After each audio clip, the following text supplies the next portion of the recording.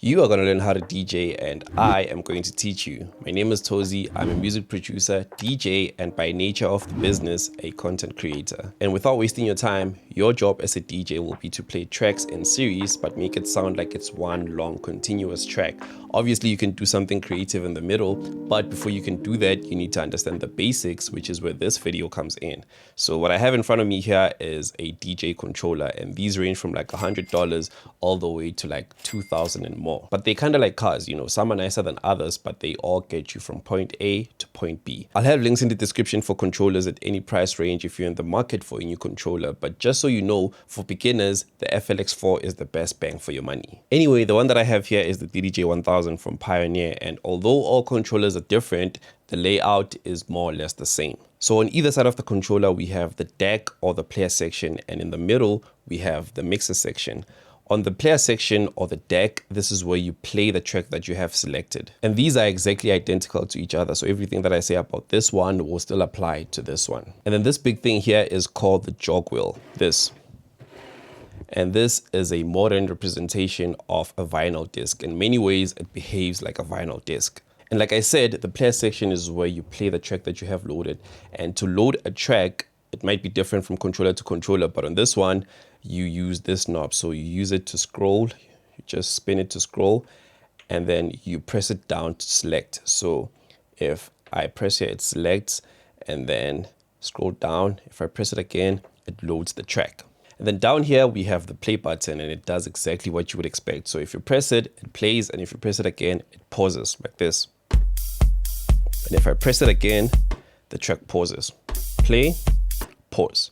And then above it, we have the cue button, and this one is very interesting. So if the track is playing and you press it, it stops and goes back to the beginning. And if the track is not playing, if you press and hold it, the track continues to play for as long as you hold. And then if you let go, it stops. So again, if the track is playing, if I press Q, it'll stop, just like that.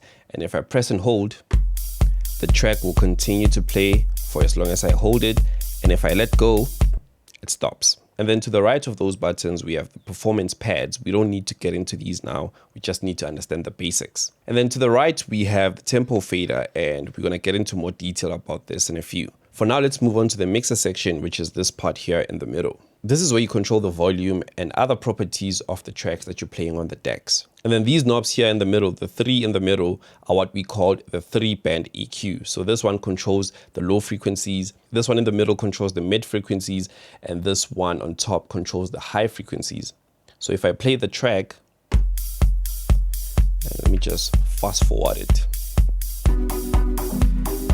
If it's playing and I turn this one to the left, the bass and basically the low frequencies go out. And if I turn this one to the left, the mid frequencies go out, and this one is the high frequencies, which are the ones that are remaining right now. And if I turn it down, they all go out. So this is mids, this is lows, and this one is highs. Keep in mind that we never use these to boost frequencies, so they never have to go above the 12 o'clock position. If they're in the 12 o'clock position, then it means that they're at the maximum volume. And if you turn them to the right, then it just doesn't sound right. Don't do that. And then right under that, we have the color effects. Now on most controllers, this controls the filter. So this is like the 3-band EQ, but with one knob. So if it's selected, if I do this, it's the same as doing this. Really. So it's like the 3-band EQ, but with one knob. And again, as you can tell, it says 1 here and here it says 2. So this controls deck 1 and this one controls deck 2. And then to the right of that, we have the beat effects. Now this is different from controller to controller, and what beat effect you might have depends on the controller that you have. So if the track is playing and you select deck 1 here, if you press this on off button and you raise the level, then the echo, which is the one selected here, can be heard basically. And the effects that you have depend on the controller that you have, like I said. And then this thing here is what we call the volume fader. So this is like a volume knob, but in the form of a fader. So if it's all the way up, then it means that it's at the maximum volume. And if it's here, then it means it's silent. So if I press play and I turn it all the way down, track goes away. And if it comes back up. And then this one at the bottom here is what we call the crossfader, and it basically controls what you hear either on the left or on the right. So if it's all the way on the right and I press play, you can't hear this track because it's on the left. And if I drag it here, then you can hear it. But this time you wouldn't be able to hear the track that's playing on this side because it's all the way to the left. But normally you just want to keep it in the middle, unless you're like a scratch DJ, then of course you'd be using this a lot. But I am not a scratch DJ, so I hardly use this thing. Just keep it here in the middle. And then above the volume faders, we have the cue buttons. Now these allow you to listen to music that the audience cannot hear as a DJ. Even if the volume fader is all the way down, I can still hear the track on my headphones. I'm just gonna play it now, and you cannot hear anything right now. But if I bring my headphones to the microphone,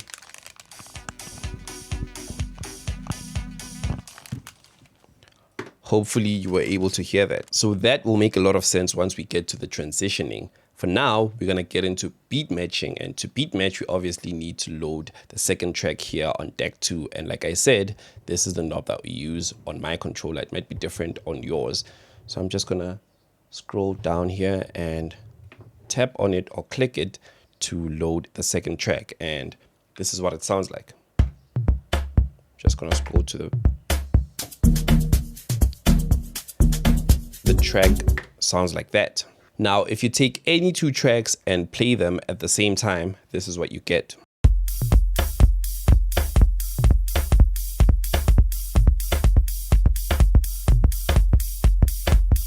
Or if you go somewhere in the middle of the tracks, you get something like this.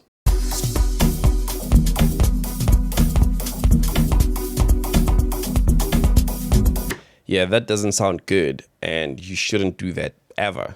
So the reason why that happens is because the tracks are running at different speeds. So this is at a BPM of 125, and this one is running at 122. The higher the BPM, the faster the track, and the lower the BPM, the slower the track. So before you can play two tracks at the same time, you need to make sure that they're running at the same speed, and that's where the tempo fader comes in. So you can either lower this one down to the speed of this one by moving it up, or you can speed this one up to the speed of this one by dragging it down to 125. So if it's playing at 125 and this one is playing at 125, then the songs are playing at the same speed. And if I play them at the same time right now, it should be at least good to listen to.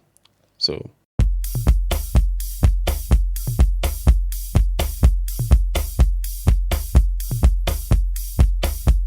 now, as a human being, you can never be on time every time that you press the play button, and that's where the jog wheel comes in. So if this track is playing and I press play on this one but not on time, maybe like this, it doesn't sound good, but the tracks are playing at the same BPM. So what you can do when that happens is to either speed up or slow down the track periodically using the jog wheel. So if the track is playing and you do this, you are speeding up the track, but as soon as you let go of this thing, it goes back to its original speed.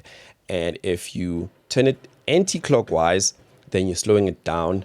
And if you let go, it goes back to its original speed. So kind of like this. If I do this, the track speeds up.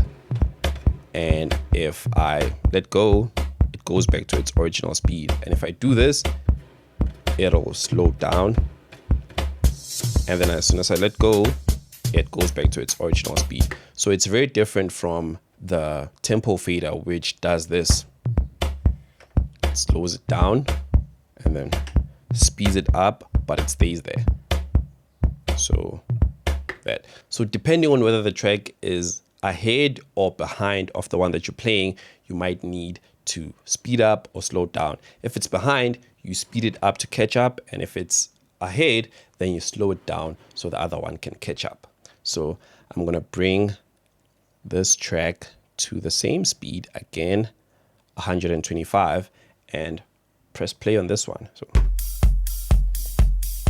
if I press play on this one, it's behind. So if I do this, it is now perfectly in time with the other track. And if it's ahead like this, I will need to slow it down. And like this. And now the tracks are in time with each other. But like I said, your job as a DJ is to play the tracks in series, but make it sound like it's one long continuous track. So while track 1 is playing, you as the DJ are preparing track 2, and you match the BPM and you make sure that it comes in at the right time. So I'm going to give you steps that you can take to do this effectively. So step 1 is obviously to match the BPM of track 1 while it's playing. Step 2 is to kill the lows of track 2 before you bring it in, so that the tracks don't clash, because if there's 2 basses coming in from 2 tracks, they will clash and it doesn't sound nice. Step 3 is to enable the headphones so that you can be able to hear the track on your headphones and beat match. Step 4 is to press play at the right time on track 1, and then step 5 is to beat match using the jog wheel, either clockwise or anti-clockwise, depending on whether the track is ahead or behind. And then step 6 is to slowly bring in track 2, because all this time you're listening to it on your headphones and you beat matching on your headphones. So the next step is to bring it in slowly, not like that, just slowly, so that it blends in nicely. And then step 7 is to wait for the right time and switch the low frequencies of track 1 with those of track 2. So you take out the lows of track 1 and bring in the lows of track 2. And then step 8, is it 8 or 9? You slowly take out track 1 like that. And just like that, you've completed a transition. I will do it now so that it makes a lot more sense. But for a more in-depth tutorial where every step is guided, you can check out my Modern DJ course, which is on my website. I also have a laptop-only course for those of you who don't have controllers yet. The link will be in the description. So now I'm going to do the mix, and I'm going to show the steps that I told you about on the screen so that you can see exactly what I'm doing. So